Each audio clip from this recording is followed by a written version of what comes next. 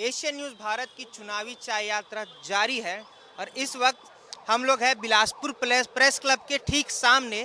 Press club आप देख सकते हैं, हमारे कैमरामैन भाई दिखाए, ये वही प्रेस क्लब है जहां पर बड़े बड़े विषयों पर बात होती है और यहाँ पे पत्रकार साथी बैठते हैं। और कहीं ना कहीं प्रेस क्लब के साथ ये एक बहुत बड़े जो बिलासपुर का मुद्दा है, एयरपोर्ट बिलासपुर एयरपोर्ट, बिलासा देवी केवटिन बिलासपुर एयरपोर्ट है, उसको लेकर भी लगातार यहाँ पर कुछ मांगे हैं लोगों की, जिसको लेकर यहाँ पर धरना प्रदर्शन होता है। हमारे साथ कुछ लोग जुड़े हुए हैं, जिसमें कुछ भाजपा के लोग हैं, कुछ बीजेपी, कुछ कांग्रेस के लोग हैं और कुछ लोग ऐसे भी हैं जो एयरपोर्ट की मांग को लेकर सतत धरना दे रहे हैं। आइए उनसे जानेंगे कि इस बार लोकसभा चुनाव में क्या रहेगा माहौल, किसके बनेगी सरकार और कौन बनेगा यहाँ से सांसद। हमारे साथ जुड़े हुए हैं, हमारे साथ वरिष्ठ पार्षद भी हैं। क्या रहेगा माहौल इस बार? माहौल इस बार कांग्रेस की है, और इसलिए कांग्रेस की है कि देश में जिस तरीके से महंगाई और अत्याचार बढ़ते जा रही है। आज आप वहाँ देखे होंगे मणिपुर में जो आज हमारी महिलाओं के साथ जो अत्याचार हुआ है, ये हमको देखा नहीं जा रहा है, ये भारत की जनता देख रही है। इसका जवाब के रूप में कांग्रेस की सरकार बनेगी। 2014 में 450 रुपये में गैस की सिलेंडर मिला करता था, 54-55 रुपये में पेट्रोल मिलता था। ये 10 साल में आज इतना बढ़ गया कि 1100 रुपये सिलेंडर है, 100 पार कर रहा है तेल।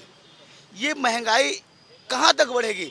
और मोदी जी आए थे, बड़ी बड़ी बात लेके आए थे, 2 करोड़ रोजगार दूंगा, महंगाई कम कर दूंगा, ये कर दूंगा। कहाँ है? उस पे बात नहीं कर रहे हैं। बात कर रहे हैं भगवान राम पे, भगवान इसमें पाकिस्तान पे, बस इसी में बात कर रहे हैं। क्या लाए हैं, क्या किए हैं नरेंद्र मोदी जी, इस पे बात नहीं कर रहे हैं। विरोध है, इसमें भी थोड़ा सा विरोध इसलिए है कि ये राम और राक्षस को मिला के बोल रहे हैं, इसलिए मेरा विरोध है। मैं भारत का नागरिक हूँ, भगवान राम के प्रति हम सब लोग की श्रद्धा है। ये भारत में राम और पाकिस्तान को जो भगवान राम और रावण को मिला के बोल रहे हैं, इसलिए हमारा विरोध है। आप और नहीं, इतनी बात सुनिए, मैंने क्या कहा?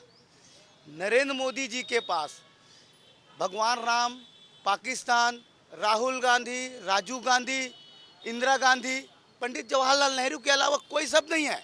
ये नहीं बोल रहे कि मैं फलाना यूनिवर्सिटी बनाया, मैं फलाना एम्स बनाया, ये नहीं बोल रहे हैं। मैंने बेरोजगारों के लिए ऐसा किया, ये कुछ भी नहीं बोल रहे ना। सिर्फ यही बोल रहे हैं कि मैं भगवान राम को लाया। भगवान राम को कौन लाएगा? हम लाएंगे क्या? भगवान हमारा आराध्य देव है। हमारे साथ बीजेपी के लोग भी हैं जी।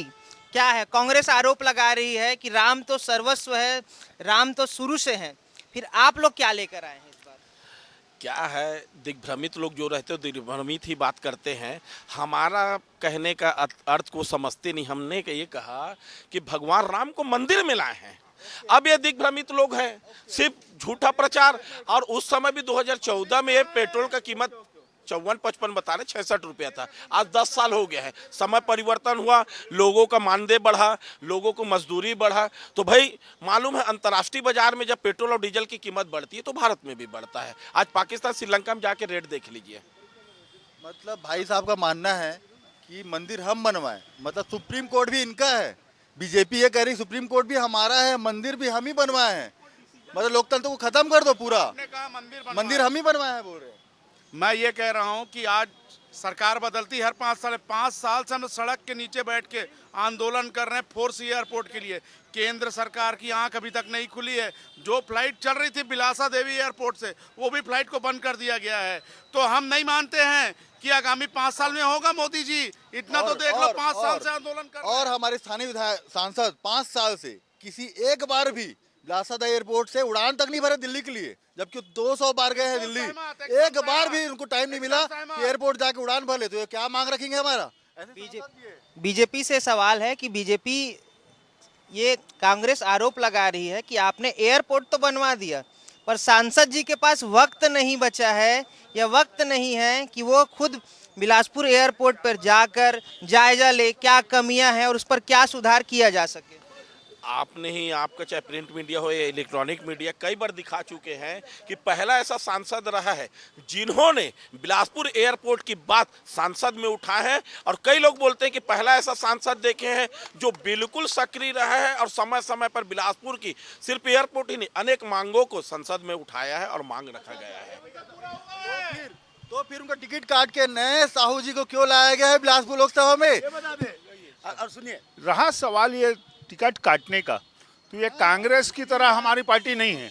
भाजपा में कार्य देख के टिकट नहीं दिया जाता। जो अच्छा वर्कर होगा, निष्ठावान होगा, उसको टिकट देते हैं। जो जीतने वाला होगा उसको टिकट देते हैं। हम जहाँ पे बैठे हैं यहाँ से मात्र 100 मीटर दूरी में लोकसभा का सबसे बड़ा हॉस्पिटल है जो सिम्स के नाम से।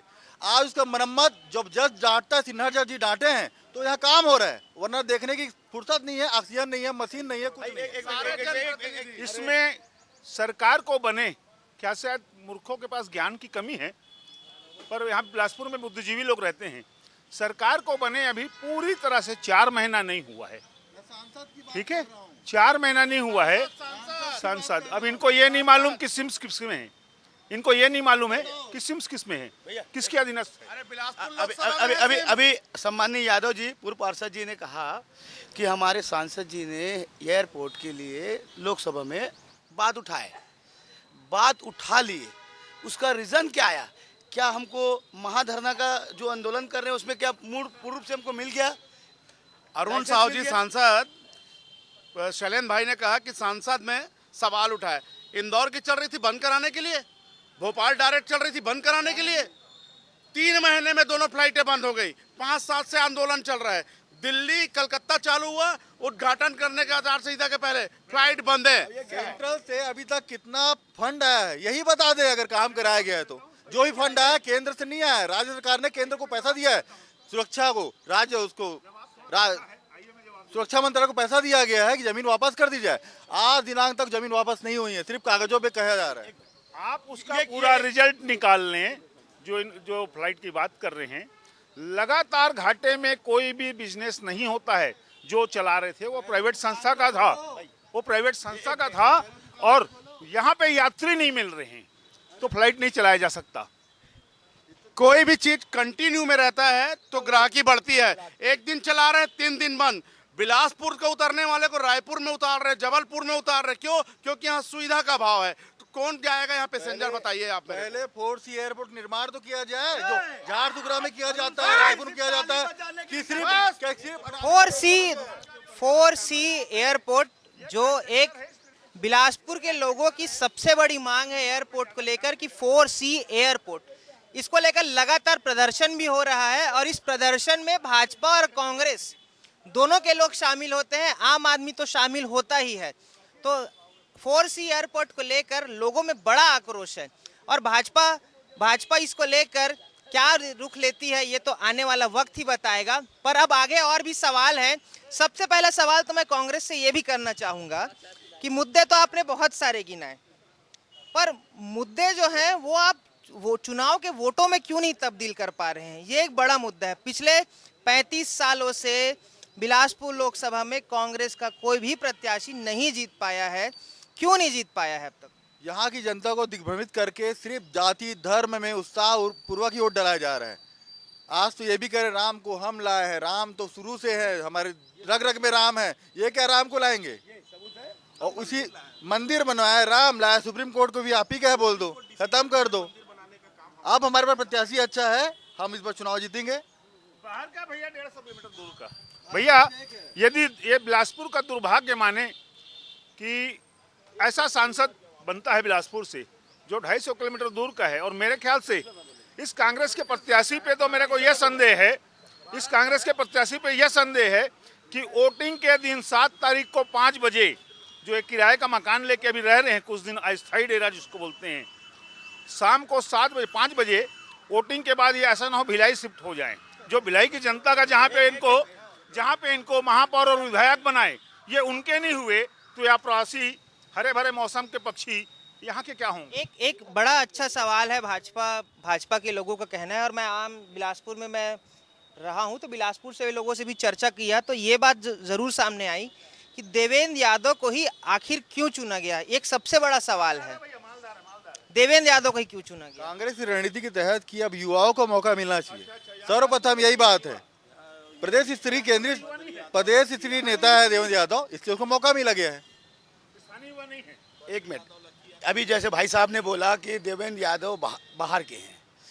देखो, भारत के नागरिक हैं, सबसे पहले चीज उसका अधिकार कहीं से भी लड़ सकता है। वोटर लिस्ट में उसका नाम होना चाहिए, वो कहीं से भी लड़ सकते हैं। एक चीज, सरोज पांडे कहाँ की, क्या कवर्धा में पैदा हुई है कि मरवाही में पैदा हुई है कि तानाखार में पैदा हुई है, बता दे, पूछ लेने से कि सरोज पांडे जी कहाँ पैदा हुई है। सरोज पांडे बाहर की है, ऐसा आरोप लगा रहे हैं। पहले तो मैं बोलना चाहूंगा देवेंद्र यादव के बारे में। खल्लारी से द्वारकाधीश यादव समाज के कार्यक्रम में यहाँ आ सकते हैं। बांधे भी साहब भाजपाइयों, फिर भी तारीफ करता हूँ राम कुमार यादव जी का, वो चंद्रपुर से यहाँ यादव समाज के कार्यक्रम में आ सकते हैं। लेकिन देवेंद्र यादव के पास कोई भी यादव समाज का व्यक्ति जाता था, साफ बोलता था कि मेरे को यादव समाज के कार्यक्रम में मत बुलाया करो, मैं नहीं आऊंगा। कहावत वही है, कभी कभी भगवान को भक्तों से काम पड़े, जाना था गंगा पार केवट की नाव चढ़े। ठीक वैसी आज उसको यादव समाज के कार्यक्रम में आने की आवश्यकता नहीं पड़ी, यादव कर रहे हो। जाति धर्म पे ही वोट चुनाव होगा क्या हमेशा यहाँ पे? पढ़े लिखे मैं बद्री यादव हूँ, मैं यादव समाज का हूँ, मैं जानता हूँ उनका एक व्यक्तिगत प्रॉब्लम था, कार्यक्रम में नहीं आया। ये कोई बहुत बड़ा इशू, राजनीति इशू नहीं है। आप यादव समाज के हैं, आप बीजेपी के कार्यकर्ता, मैं मानता हूँ आप बीजेपी में सामाजिक राजनीति करते हो, लेकिन आप बीजेपी के हो तो समाज के खिलाफ बोल रहे हो। आगे भी तो आपको राजनीति करना है यादव समाज में, तो यादव के खिलाफ तो इतना बात ना करो कि